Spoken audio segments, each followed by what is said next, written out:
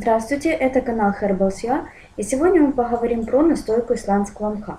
Исландский мох содержит биологически активные вещества различных групп: углеводы, сахара, лишайниковые кислоты, микроэлементы железо, медь, марганец, титан, никель и другое.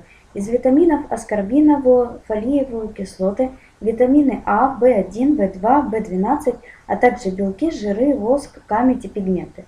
В народной медицине настойка цитрарии исландской помогает в лечении болезней желудочно-кишечного тракта, гастритов и язв, дистрофии, общего истощения, заболеваний дыхательных путей, инфекционных заболеваний кожи, ожогов и опрелостей, нарушения деятельности щитовидной железы и анемии.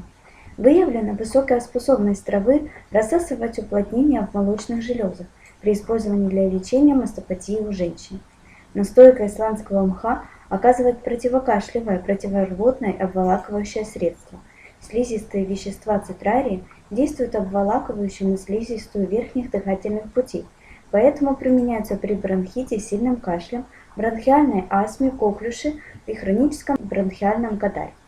Наибольшую ценность цитрарии исландской представляют лишайниковые кислоты. Среди лишайниковых кислот практическое применение нашла усиновая кислота.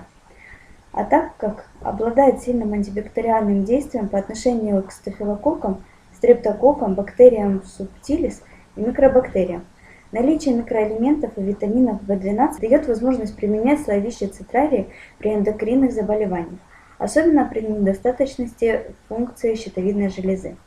Витамин В12 играет важную роль в лечении злокачественной анемии. Настойка из цитрарии исландской высокоэффективна при лечении простатита и геморроя. Данное растение может быть использовано и при других заболеваниях, связанных с сосудистой системой, а также при лечении внутренних кровотечений. Большим преимуществом цитрарии является факт отсутствия у нее побочного и токсичного действия.